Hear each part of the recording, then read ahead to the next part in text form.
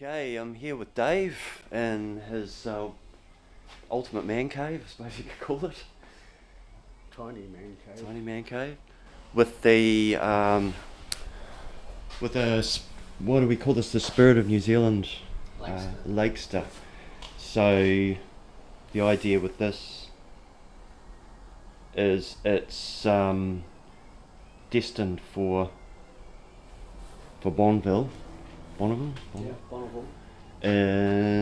Later this year. So what are we now? April 25, and you're going to be rolling in August. All Goes going into well. a container on the 10th of June.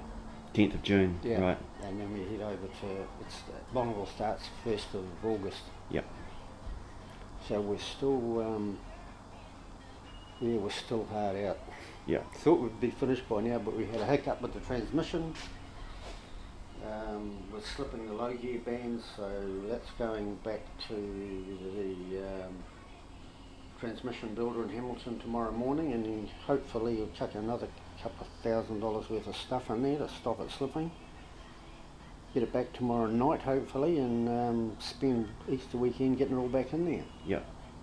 And you started building this, 4 or 5 years ago? No, probably 9 years ago. 9 years ago, yeah. It's actually a copy of a sort of a copy of an American car. When we were there in 2011, there was a car that was the same shape but smaller, and it was in another class. It had a snowmobile motor in it, but everybody was saying that's the perfect shape.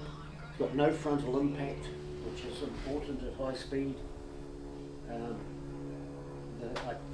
far as I understand, the guy's father was an aerodynamicist, and everybody was commenting about the shape of the car, and I thought, well, if I do it again, I'll go and see if he'll lay up another body. And I approached him, and he sold it because he didn't have much luck. He had a live axle in the back of it, and he couldn't keep the back wheels from shaking it, and he did a couple of runs there and then sold it. Yeah.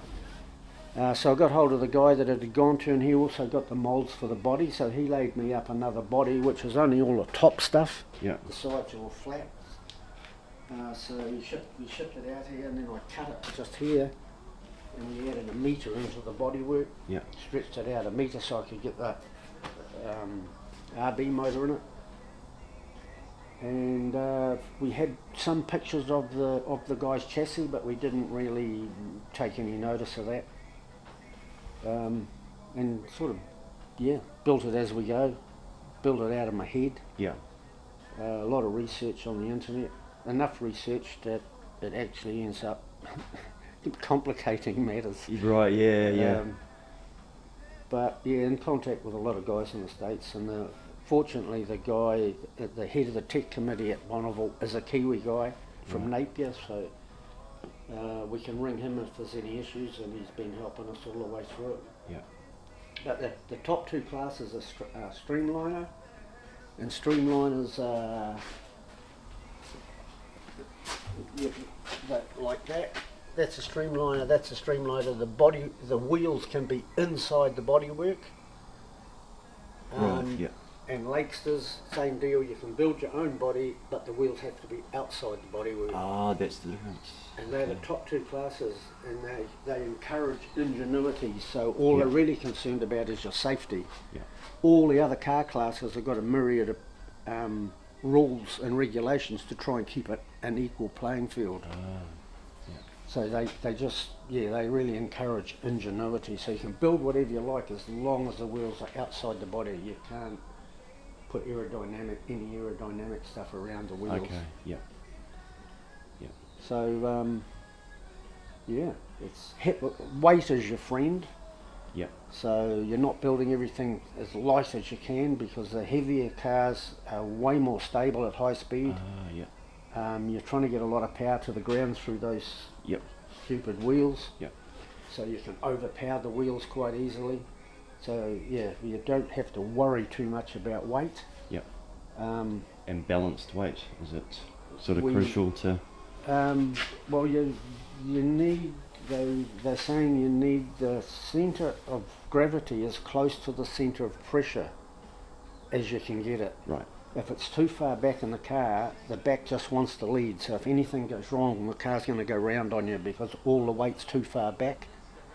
So we made that bottom chassis rail out of 4x2 box, and we divided it up into sections, and we put access panels into it every now and then.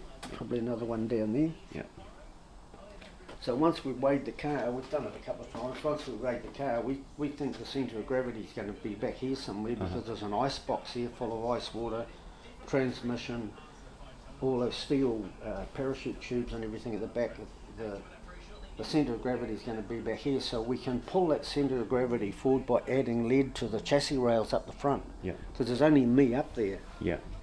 So we've already put probably, I don't know, 50 kg on each side. Okay. In those chassis rails, so we'll weigh it again when it's complete, and we might have to put a bit more lead up there, but it'll pull that centre of gravity further forward. Yeah. But there's all sorts of little issues like that you really need to take notice of at high speed. Yeah. Otago University got involved and they built big wings over the axles, or we built them, but they designed them so they're an upside down plane wing. They're not like a sprint car wing. Right. They're pretty much running flat, but it's like a plane wing upside down. The air going underneath it is pulling the wheels and the diff into the ground. Yeah. And the same on the front axle. Yeah. It's not pushing the car down, it's just pushing the axles down. Okay. Yeah. Um, So there's no movement in that, a tiny bit of movement in that axle? Or, yeah. Tiny bit of movement, Yeah. yeah. But there's some guys over there, they'll hard mount the diff on the front end. Yeah. But the advice is you're coming a long way to do this. You need an alternative. For everything you do, you need another way of doing it, because if it doesn't work for you, you're going to put it on the trailer and take it home. Yeah. So everything we've done, we've got another way of doing it. Oh, yeah. Yeah, cool. We've got torsion bars. We can fit through the chassis at the back, and they come out under the wings there and attach. If we start getting this happening at the back, Yeah. or the front, we can run the torsion, put the torsion bars on, Stiffen it up. which will make it ride up and down straight and would stop all this sort of thing. Yeah. But it was, no, it seems to be all right. Yeah. And have you had many chances to give it a run? I know you had a burst down at Gowdy's Road at the land speed. Yeah, we took it down to Gowdy's Road, but we're only intending to do 160k. Yeah. We're just trying to take it through the gears. It's just work up slowly, you know. You don't build a jet fighter and just get in it as a novice. I've got to be used to getting in and out of it. I've got to bail out of it fully suited up. When you get to Bonneville and they take the car, you've got to get fully in the car, belted in, and then get out by yourself in a reasonable amount of time. Mm-hmm. So there's a start-up procedure and a shutdown procedure, so the crew, you don't want the guy packing the chutes for the first time when you turn up at Bonneville. He needs the experience. Yeah. He needs to know what his job is. He needs the experience of packing the chutes. There's a certain way to do it. There's a procedure to start it. You know, the guys that are coming with you need to know what their jobs are and have had some experience at doing them. Yep. Loading and unloading it, because it's so low, Yeah. creates some issues sometimes, so they need to know what they are and how to cope with them. Yeah. So it's just a learning curve. Yeah. Give everybody a little bit of experience. And Yeah. so we just got to fix this now, and it was producing 800, we're expecting 1100 horsepower out of it. Yeah. Robbie Ward built it in Rotorua, Okay. and he's the Nissan guru in New Zealand. Mm-hmm. So it's just the RB. RB30, yeah. So yeah, and it's running. It can run on methanol, but we got it on E85 at the moment. Yep. But you know, we had no issues. There was no leaks, no water leaks, no oil leaks. It just started up and ran perfectly. We ran it in on the dyno, and it started. But we got it up to 850 horsepower, I think, and 8,500 revs, and it started slipping the low gear band. Okay. Yeah. So we just got to beef that up. Yeah.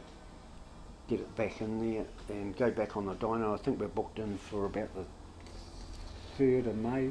Yeah. Friday the 3rd, I think, or 2nd. Right. So hopefully one more day on it, on the dyno, we'll get it sorted. Yeah. And will you have a chance to have a run again before you head over, or you're just... Well, we've searched around New Zealand. It would be nice if we could maybe do 150 mile an hour or something, but they have been doing it at, I think, Ohakia, but they're just saying the procedure you've got to go through, the health and safety procedure takes you 12 months. I think that was one of the cool things with, well, how I witnessed it anyway at Gowdy's Road was they made sure they ticked boxes, but, you know, probably only as many as they had to. So, people just get so scared now, I think, with rules and regs. It's, 20 years ago we could have done it down on the Rama Strait over the hill here, but the night and day now, that's crowded. Yeah, we just don't seem to have those sorts of places. We're probably maybe 50 or 60 mil at the front and maybe 70 or 80 at the back. Okay. Yep. So, and it's so long, it's like 7.5 metres or something. Yeah, so any sort of movement in the up or in the front or back exaggerated, sort of. Yeah, so we can't, it's got to be pretty perfect. Yeah. Yeah. So when you were building it, obviously you've come up with the idea of using the Nissan engine at some stage. What was the sort of reasoning? Well, I wanted to go back and do a serious speed. There's nothing like it. It's just you're pumping pure adrenaline, and it's just incredible. I thought, man, I've got to do that again. So we sort of looked around and through the rule book to find a class and a record that it seemed to be more achievable. The Americans invented the V8. You know, you can get, there's hundreds of people over there that are building high performance V8. So to get a record in a V8 class, you sort of got to be on the edge or outside the envelope. And they're not real big into their 6-cylinder stuff. So, and I thought, well, I'll go and see Robbie Ward, see if he wants to get on board. And he's been absolutely amazing. He's been incredible. Yeah. So it's just it's helped out no end. It's kind of a point of difference then when you get over there. It's everyone's running what they're running, but you're running this. Yeah. It's in the class is limited. Well, there's a whole lot of classes in the Lakester class, but in this class, it's you've got a limit of 3 litres. So you can put any motor you like in there, but you've got a limit of 3 litres. Mm-hmm. So we went to Nitto in Japan, and they gave us the crank, rods, and pistons. Yeah. I think they gave us like a $3,000 discount on it. Oh, yeah. That's good support. We went to Robbie and saw him. You know, he's saying, well, I'm pretty sure the guy that got the original record did it with 850 horsepower. Right. And the front of the car wasn't as well aerodynamically designed as our one, so Robbie said, well, I can do something that's going to produce 1100 horsepower easily. I've had 1500 horsepower out of these Nissans. Yeah. So 1100 horsepower, your wife could drive it to the supermarket, you reckon? Yeah. So, he was prepared to get on board, and I thought, well, that's going to be our best shot, really. Don't want to, you want a reasonably good chance at getting the record. That's what you're going with. Yeah, for sure, yeah. And I really can, I can really only go once. Yeah. I can't, Americans can go back every year until they get the record. Yeah. It's a massive amount of money to get over there now, especially. Yeah. So you really only got one chance at it. We can leave it there. You used to have to bring them back, but you can leave it there up to 12 months. So I heard that. Yeah. As long as we've got nothing major to do on it, we can leave it there for 12 months and go back the following August. Right. So, that is an option. Option to sort of, And we've got Kiwis there that are going to pick it up and house it, and they're lending us their vehicles and all the rest of it, bending over backwards for us really. So. Yeah. No problem storing it there. Yeah. So all the shell and everything, what sort of construction's that? Is it? Top's all fiberglass. Oh yeah. There's no point in using carbon fibre and all the rest of it. When you get it all finished and you've made it as light as anything, then you start with what happens with a lot of them, and then they start looking around to put lead in it, and then they're putting lead under the floor panels, and they're having to make moulds and shape it because there's nowhere to put it. Yeah. And then so we thought, well, bugger it, we'll do the bottom rail and box section and turn it into compartments, and then that keeps the weight right down at floor level. Yeah, makes sense. Centre of gravity's lower. Yep. Yeah. So we've had a couple of hiccups with it on the way through, but yeah, just how it goes. That's all been cut off once and put on again. Yeah. And I was reading saw a post on your Facebook page to do with the amount of layers that you have to wear in the cooling suit that you're going to be able to wear underneath it. Have you tried all that on and then hopped in the car and it all? Did that at Gordy's Road. Okay. And it made a huge difference. Yeah. The icebox is full of ice, and you just turn it on, and it's SFI approved, that t-shirt. Yeah. And you're allowed to wear it under the fire suit. Otherwise, it's like Nomex long johns. Yeah, yeah. So the wife switches that on. It's a shock. Yeah. But, wow, that good. Wow. And front and back. Yeah. So it just cools your core temperature down straight away, and then you're not thinking about the immense heat. Yeah, you get stressed when you get hot too. Yeah. Oh, yeah. It's the last thing you want is. I've been in race suits and that at the drags and that, and just sitting there in the sun, and you get to a point where you're going to go, am I going to sit here and pass out, or am I going to get out? Yeah. And then you get to a point where that's all you can think about is. Yeah, you can't think about anything else. You're panicking about being too hot. Yeah. Yeah, it's the last thing you want. So, and Bonneville can be 45, 47 degrees, so it's super hot. Yep. They've got umbrellas to, try and keep you in the shade, and they're doing everything they can. Last time we kept the underwear and the fire suit and everything in a chili bin full of ice. Yep. And we had a motorhome there, so I took a cold shower and then got into all this cold underwear and cold suit, but it only lasted for minutes. Yeah. Then if you start sweating, it's just the whole discomfort. It's only waiting. It's not while you're driving. You're wired when you're driving it. So it's only you're in the car probably 3 cars before the car that's leaving. Yep. So you've got to be in it, and it's that that might take 15 minutes or more, so that's when you start overheating, and that cool suit keeps you down and focused. And but if there's any sort of stop, if there's been an accident or something's dropped or there's been an issue, then they don't really want you getting out of the car. So you got to be prepared for that. So you just got to stay in there. You might stay in there for 20 minutes or something, and that's punishing. Yeah, I bet. How long is the actual? I mean, you probably find this out anywhere, but how long's the run like? 2 courses. I think you start off on the short course. The short course it might be 5 miles, and the long course is 7 miles. I think.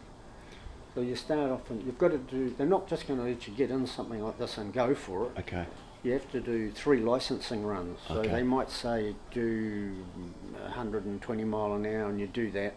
If there's no issues, they follow you probably the first time. If there's no issues with the car or the driver, they'll tick you off and they'll go, do 150 or 180 or something. And if you go over it too much, they'll make you do it again. So you've got to do what speed they designate it. So they're checking that you're in control, kind of. Yeah, that you've got the ability to drive it, and there's no issues with the car. So you do that. You do 3 basically. If you have an issue, they'll make you do 4. If there's an issue with the car or something, and you're trying to fix it, they'll carry on. But if everything's going all right after 3 runs, they'll sign you off, and you're good to go. And then I think you reach a certain speed on the short course, you automatically go on to the long course. and then you've got 2 black lines. Used to be 1 line that you followed. They called it eating the snake, but now they've got 2 lines, and it'd be the length of the width of your house, reasonable distance apart, so you can stay between the 2 lines. But when you start to go, the starter comes over and he makes sure that you're still coherent, that you're not on the edge of passing out. Tightens your belts down again, and he'll say, especially if you're going for a record, he'll say the track's cutting up a little bit on the right hand side, the heavier cars are breaking through it a bit. Right. If you want good salt, stick to the left. Okay. So you take their advice. And they keep you up to speed. So you're just coaxing it, you're not trying to steer it anywhere, you're just gently coaxing it, and sometimes you'll hit a rut or wheel marks of other cars where they are starting to break through the salt a little bit if the salt's not that thick. And that can be a bit disconcerting, but you're still only, you're not trying to steer out of it, you're coaxing it. You're just like, well, I've grown up on shingle roads, what it's like on shingle roads. You're not trying to make the car do too much. No, you're just coaxing it. It becomes what's the word, like a synergy kind of thing, where it's you and the car, really, isn't it? Not you controlling the car. And you can feel everything. You can feel it through the wheel, through your arse. I saw something come up where you were trying to get over to Aussie to do a run over there. Yeah, well, Aussie runs every March. So we thought we had an opportunity to get to get there this year, but didn't make it. So we'll go there if the car's back in the country. We'll go there next March. And the Aussies are great. They just bend over backwards to have us there. They've been really good. And is that a similar environment to Bonneville? Massive big lake, salt lake, but pretty remote. You stay on the main road. You go sort of bypass Adelaide and then up to Port Augusta and around the top of that bight that goes in the bottom there, and then you get to, I think, it's Iron Knob, and you turn inland and you go up a riverbed basically for probably 4 hours. Right. And you can't go at any speed. And then there's really nothing in there. Like at Bonneville, you can go back. There's a town probably maybe the size of Pyro. Okay. But it's got, and the state line goes right through the middle of it. So one side's dry state and the other side's wet. And it's got casinos and stuff there. You can go into at night and feed yourself and that. But if you and the line is painted across the street and you step across the line with a beer in your hand, you're likely to get arrested. America, but they've got facilities there. Well, not a lot, but you can be a lot more comfortable, and you can hook up to electricity in the KOA camping ground and all that. Australia's purely outback. Australia's purely outback. We got out of we had a tent with a floor in it there. You're pretty buggered at night anyway, so you're sort of, you're physically sweating, hot all day, and physically working and concentrating. So at night you're pretty buggered after a couple of beers. But we got out of we were packing up after about 4 days, and a bloody centipede came out of the tent about 10 inches long. Must have been in there with us for a few days. It didn't impress the wife very much. At least it's not something that can kill you. Not like most of the things over there. But well, I think at Bonneville they can camp what they call the bean, just on the way out. There's a piece of road juts out into the salt a bit, and a lot of people will camp back at the bend. But I think there was some Kiwis here last year, and they said they got up in the morning and there's scorpions. Oh, all right. Well, I suppose you kind of like it's desert sand. Desert sort of environment, hey? So, And there was we got back there one night and there's a massive big tarantula in the car park. In the headlights of a car, sort of standing up there on its back legs like it's going to attack you. Stay the hell away from that. Good old New Zealand, there's not much here that can really harm you, but cool. So it'll be good to keep an eye on how you do and progress. We can sort of keep doing that on your Facebook page. Yeah, I'll be meaning to update that. Yeah. Um, And you've got I came across your YouTube channel that's got a very short clip on there, I think, of a dyno run. oh yes. Are you going to keep adding to that as well? When we go back on to the dyno this time, we'll put it on. Yeah. I'll put a link. You don't normally sort of put that on until you can photograph the screen and photograph the horsepower it's producing. Yeah. So we didn't quite get to that point. Yeah. Where do you do your dyno runs? Just in Drury. In Drury, okay. Yeah. High Tech Motorsport. Yeah. The guy that wired it, did all the wiring, he works there, and he runs the dyno, so it's a hub dyno as well. Yeah. No, it's even at 8,500 revs, it's just making your teeth vibrate. It's just, I bet. it's screaming. Yeah, it would be. Nice. You were telling me before too, I didn't have my camera rolling, but a little bit about where you started and that you've been over there before with the build that you did. Yeah, well, built that car from scratch, but I was over there in the 90s. Yeah. And I really always admired that car because I really came from a speedway background. And it's sort of regarded as the first hot rod, and they get it out of the museum to lead parades and all the rest of it. Yeah. So they let me into the museum and took some panels off it, and they really helped out. And I went around and met the guy that had owned it most of its life. And he was great. So I came back and cloned it. And then when we went over there in 2008, they actually brought the old guy up to Bonneville to see us, and we got our photos in an American magazine there, and he's making comments that it's a very good likeness of the original car and all the rest of it. Yeah. And we had an old flathead V8 in it, but it was, I think it was doing 250 horsepower or something. It was only 80 horsepower stock. And we broke the record 3 times in a week, which was the Americans had just coming over and going, God damn, I've been coming here since 1947 and I ain't never got a record. You're coming from the other side of the world. Yeah. Kiwis arrived and took them by storm. You're saying that that someone else was involved as well, and you were sort of like Paul Sattler from Tauranga. He shared half the expense of getting there, so he got half the driving. So I started the first day and broke the existing record, and you go into an impound, which is just a coned off area, and you can work on the car for a couple of hours, I think, but you can't do anything major to it. And then it stays there during the night. You get up early the next morning, you go out, you can prepare it, warm it up, and then you go down to the start line with all the other cars that have broken an existing record, and you get to go first. And you normally get a faster speed because you've got colder air.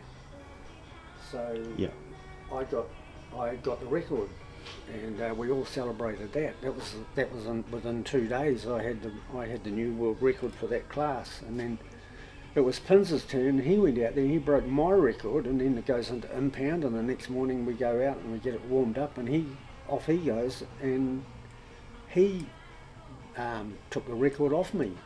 He backed it up. Now he's got the record, and luckily, well, not luckily for him, but luckily him and his wife organised to go on across the states with some other Kiwis for a bit of a trip, and they left about midweek, and it gave me another 2 days. So I had another go, and I thought, oh, there's no way we're going to do it. You know, what are the chances of you doing it again? And I actually broke his record, so it goes into impound again, and the next morning we go out, and somehow I backed it up, and I got the record back. So we broke the record 3 times in a week, and they were just, the Yanks were just stunned. Yeah. Couldn't believe it. Yeah. And then you sold it. I took it back and sold it over there. Yeah. To a guy. I never actually gave him the quick change diff gears that we used to get the record, but I gave him a whole lot of other sets, and I don't know whether he's ever worked it out, but he goes back in it every year and he's never ever broken our record. Oh, might be the same. It might be just because he didn't have a right set of gears, I don't know. Yeah. Mind you, you figured that out, so, you know, someone else can figure it out as well. So, yeah. And that was based on this one over here, right? Yeah, that's the same car, but to go over there, you've got to have a cage on it. Oh, based on this one. That's what I was looking at. Yeah, sorry. Yeah, okay. So that's yeah. Oh, that's the original car. Yeah, that's yeah. the original car. It was Yeah. 25, so we called our one 26. But all the sign writing was done the same, all hand done, Yeah. same colour. So it's sort of like an homage plus kind of. Yeah. Yeah. Yeah. And then we had to put a tail cone on it and a fire bottle and a cage and everything, so it was all connected to the cage, so when we took the cage off, we weren't sort of destroying the car. Yeah. We could pull it, take the cage off, and it was back to how it's supposed to be. Yeah. But we had to do that to get it into the vintage oval track class. But no, it was, and then we took it to Australia, broke the record there as well. Oh yeah. Yeah.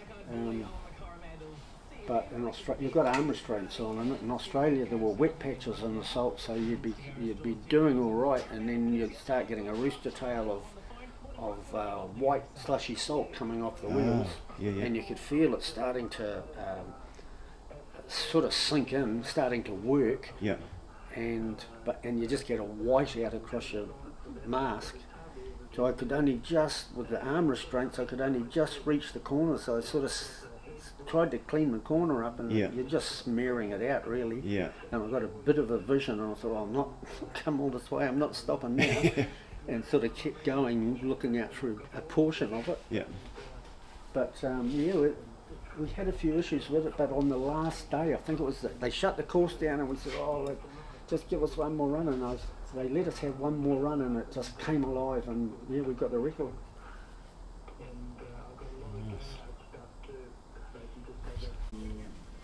Did dirt track meetings, the nostalgia drags. Yeah, it was a good all-round car. Just speedway events for old cars and that. I used to go to some of those. Yeah. How did it go up at Leadfoot? Was it a bit of fun up the hill? Out in front of me. Oh, what? Sorry. A tree. Oh, right. Jumped out in front of me. Yeah, that's happened to a few people there, I think. It's because the motor's mid-mounted. Yeah. And the brakes are sort of old vintage brakes. Yeah. There's a corner at the very top of the hill that's it's got depth to it. You turn into it, and then you've got to straighten up and turn in again. And the second time I went to turn in again, it just started sledging. And I'm going to go straight over into a pine tree forest. And so I gave it a gutsful, and I got the background, so I'm pointing in the right direction now, but I got two wheels onto the grass, and I just couldn't get it back up. And it just got further and further until and I thought, shit, it's going to roll, that's going to hurt. And a pine tree just came up and bang, just there, just in front of me really, because I'm on a lean, and it caved all the cowl in by the steering wheel. And broke a gauge and caved the cowl in a bit, but we hammered it all out, and I think I got my best time after that. Oh yeah? Yeah. Knew the track? They had to come up with a forklift and pick it up on a couple of straps and bring it back onto the track. I wasn't the only one that got damaged. I bet, no. I've been up a couple of times just on the Euro Car Club have booked it out. They did it earlier this year and they did it last year as well. So I went up in my car, which was fun because it's a diesel, so just talk to boot, you know. So I know the track, you know, the part you're talking about. Just as you're coming up to the last bridge. The last hairpin. No, the last hairpin at the top of the hill. Oh, right. Okay. Yeah, we were only going as far as coming through the bridge and then up to the roundabout. So, that's not the full track then. Yeah. Yeah, we sort of, we were starting to get a bit cramped for space. Yeah. Yeah, it's amazing what you can do you are limited, but it's amazing what you can do in a limited space, hey? You know? Well, we had an issue with the intercooler too initially when we first went on the dyno, so we redid the well, not redesigned it, but we hacked into that and made a few changes and made a huge difference. Right. So that's the intercooler for the engine glycol, and then there's a pump at the back that pumps ice water through that. Mm-hmm. So the ice water pump only comes on for 1 second every 10 seconds, and you can see the engine temperature take a hit. And we were doing some pretty serious pulls on the dyno, and the engine just sat at 70 degrees. I think one time it got to 100. Wow. So the intercooler's just doing the job. Yeah. Well, that's so that'll, you want it to be as cold as you can in the temperatures we're getting, so that it's fully able to cope once you get over there too. We've got 2 dry sump elements in there, so we preheat the oil in the dry sump tank, and then there's a gear drive on top of the oil filter, so we can put a battery drill on that, and we can pump the hot oil through the engine without starting it. Right. That means we're not opening the thermostat, pumping hot water back into the ice box. Yeah. And then we've got another element over there, snap fitting element that fits on the side, and it circulates the water in the block and heats that up, preheats it all. So we can get the engine up to like 70 degrees just with the hot oil and the hot water before we even start it. Yeah. You just want to sort of like hit the ground running, literally. Yeah.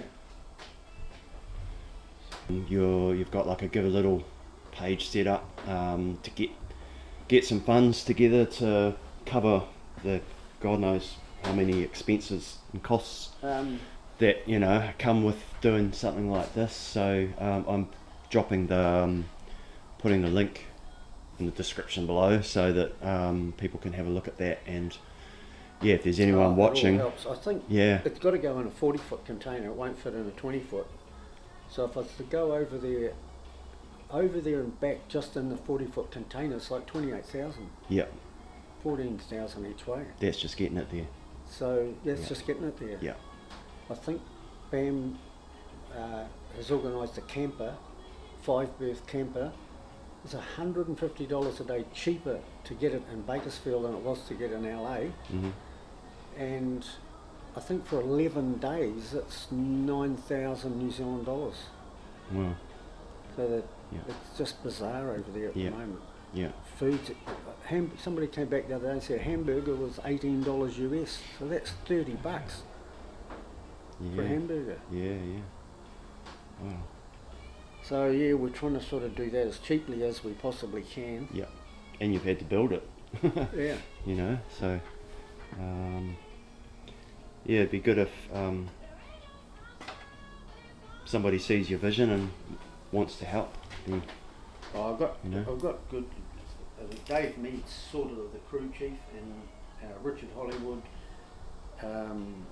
Nigel Shaw. They've all been to Bonneville. Richard's got a record of his own at Bonneville, one in Australia. So they're all experienced guys. So I'm very, very lucky to have guys like that with you. So you're sort of not on your own when you're trying to sort a problem out, and whatever they're saying, you can take notice of it. It's not just a theory. Yeah. So they've been a tremendous help. Yeah. But we'll have probably 4 or 5 crew members. If they give a little, helps out as much as we hope it will, well then I can pay for a couple of fares for them as well. Yeah. When I was talking to John Seacombe, he mentioned evening that's coming up. At the Pookie Hot Rod Club. Yeah. Kiwi. Yeah, I think this is going in there on display, and they're going to donate all the money to me. Yeah. I think they've got 2 events where they're going to donate the money. Yeah. So I'll have a look for that and stick a link to that event. 27th, I think, the first one. Yeah. Of this month. Yep. Might be like a bit of a hot rod show. Okay. With this one as well. Yeah. And I think John Seacombe's coming up to it. He's going to give a talk, and then I'm going to give a talk as well. Yeah. Okay. We'll watch out for that. Cool. Oh, thanks for your time, and thanks for that. That's cool catching up and seeing it. It's actually quite cool seeing it like this without all the outside bits on. It's sort of get a bit of an idea of the inner workings, eh?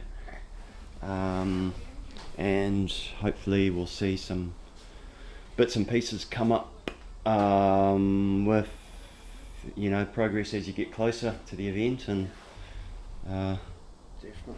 yeah. Well, we've only got like 8 weeks or less. Yeah. So there's all sorts of other little jobs. I just put, because it's going on to that trailer, and then we're going to pull a trailer, leave the back on the ground and pull the front up to the ceiling of the container. So it's sitting on there about 13 degrees. There's another, the Harris family from Hawke's Bay. They take a 32 Roadster over there every couple of years. Oh, yeah. So they're sharing the container, but Good idea. we've got to lift our trailer up to get the nose of their car. Yeah. To get enough room. Yeah. Top and tail kind of. So I've had to weld some brackets on the trailer so we can get English chains onto them to winch the front up and hold it up there with chains. And some blocks on the back underneath the trailer that are going to hold the trailer up. And,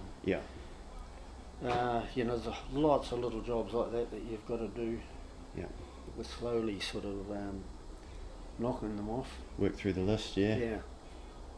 Well, see, you think they're making headway, and then the crew chief will come up with a new list.